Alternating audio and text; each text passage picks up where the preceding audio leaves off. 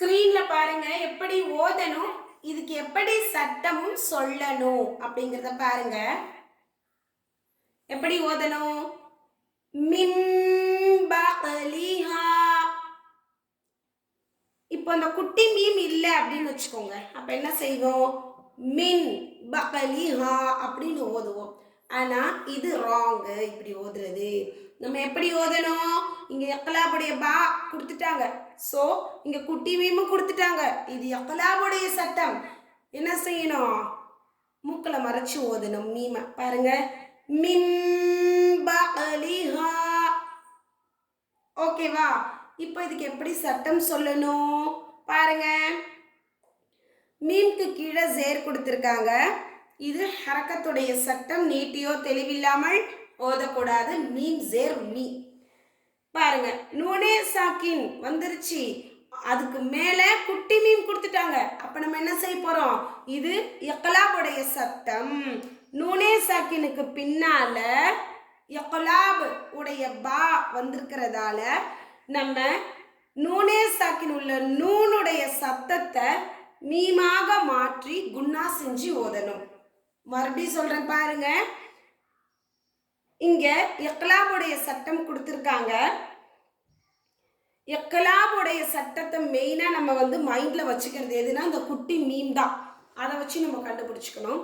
Nuno சாக்கினுக்கு பின்னால இக்லாபுடைய பா வந்திருக்கிறதால Nuno சாக்கின் உள்ள நூனை என்னது நூனை மீமாக மாற்றி குன்னா செய்து ஓத வேண்டும். மின் அப்படின்னு சொல்லாம மிம். ஓகேவா? நூனே சாக்கின் உள்ள நூனை மீமாக மாற்றி குன்னா செய்து ஓத வேண்டும். மிம். அப்புறம் சாதாரணமா நம்ம ஹரக்கத் சட்டத்தை எப்படி சொல்லுவோமோ அதே போல ஃபாலோ பண்ணிக்கணும். பாவுக்கு மேல ஜபர் கொடுத்திருக்காங்க. ஹரக்கத் சட்டம் நீட்டியோ தெளிவில்லாமல் ஓதக்கூடாது. பா ஜபர் ப. காஃப்க்கு மேல சுக்குன் கொடுத்திருக்காங்க. இது பல்கலாவுடைய 5 எழுத்துக்கள்ல ஒன்று. சோ என்ன செய்யணும்? பல்கலானா என்ன? அசைத்து ஓதுறது. அசைச்சு ஓதுவோமா? எப்படி? பா காஃப் ஜபர் பக. அடுத்து லாம்க்கு கீழே ஜேர் கொடுத்திருக்காங்க. இதுவும் ஹரக்கத்துடைய சட்டம். நீட்டியோ தெளிவில்லாமல் ஓதக்கூடாது. லாம் ஜேர் லி. ஹாவுக்கு மேல ஜபர் ஹரக்கத் சட்டம். அதுக்கப்புறம் பாருங்க, அலிஃப் கொடுத்திருக்காங்க. மத் அஸ்லி சட்டம். அலிஃபிற்கு முன்னால ஜபர் வந்திருக்கிறதால இது மத்துடைய முதல் வகை. ஒரே ஒரு அலிஃப் அளவு நீட்டி ஓதணும். ஹ அலிஃப் ஜபர் ஹா. பக்லிஹா மின் பக்லிஹா. ஓகே, நூனே சாக்கினுக்கு உதாரணம் இது. எக்ஸ்பிளைன். ஓகேவா? அடுத்து தன்வீனுக்கு பாப்போமா?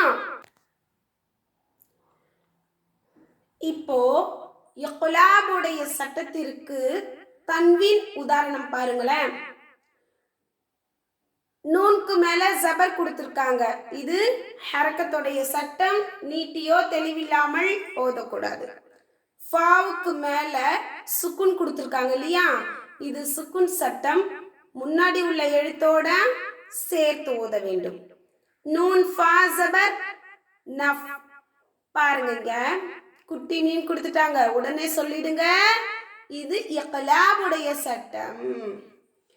தன்வீனுக்கு பின்னால இக்லாபுடைய பா வந்திருக்கிறதால தன்வீனில் உள்ள நூனை மீமாக மாத்தி குன்னா செஞ்சு ஓத வேண்டும்.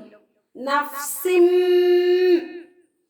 அடுத்து பாவுக்கு கீழே ஜேர் ஹரக்கத் சட்டம். நீட்டியோ தெளிவில்லாமல் ஓதக்கூடாது. பா ஜேர் பி. மீம்க்கு மேல ஜபர் ஹரக்கத் சட்டம். நீட்டியோ தெளிவில்லாமல் ஓதக்கூடாது. அடுத்து பாருங்க, அலிஃபிற்கு முன்னால ஜபர் வந்திருக்கிறதால இது மத்துடைய முதல் வகை. மத் அஸ்லி சட்டம். ஒரு அலிஃப் அளவு நீட்டி ஓத வேண்டும்.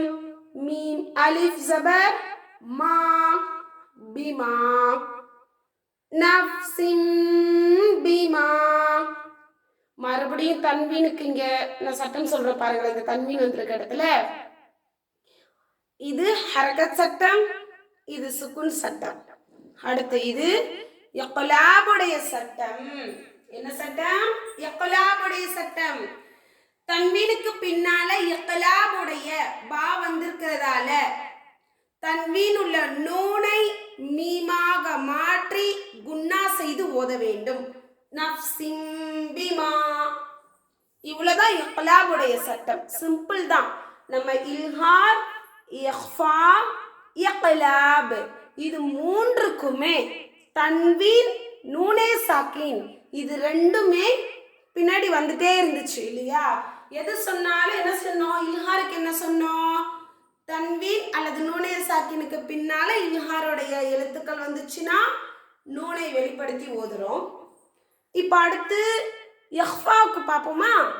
இஹ்ஃபாவுடைய எழுத்துக்களை நம்ம மனசுல வச்சுக்கணும். இப்போ தன்வீன் அல்லது நூனை சாக்கினுக்கு பின்னால இஹ்ஃபாவுடைய 15 எழுத்துக்கள் வந்தால் மூக்கில் மறைத்து குன்னா செய்து ஓத வேண்டும். அடுத்து இக்லாபுடைய பாயிண்ட் எடுக்கும் பொழுது தன்வீன் அல்லது நூனே சாக்கினுக்கு பின்னால இக்லாபுடைய பா வந்துச்சுன்னா அந்த மீமை குன்னா செஞ்சு ஓதிக்கணும். எப்படி? அந்த நூன் வரக்கூடிய இடங்கள்ல மீமா மாத்தி குன்னா செஞ்சுக்கணும். இவ்வளவுதான் சிம்பிளா சொல்லணும்னா. இது மூணுமே தன்வீன், நூனே சாக்கினுக்கு பின்னால வரக்கூடிய எழுத்துக்களை வைத்து ஓத வேண்டிய பயிற்சி பாடம். இவ்வளவுதான் இக்லாபுடைய பயிற்சி. அடுத்தே இக்லாபிற்கு பயிற்சி தனியாக ஸ்க்ரீனில் அனுப்பி சொல்லித்தரேன்.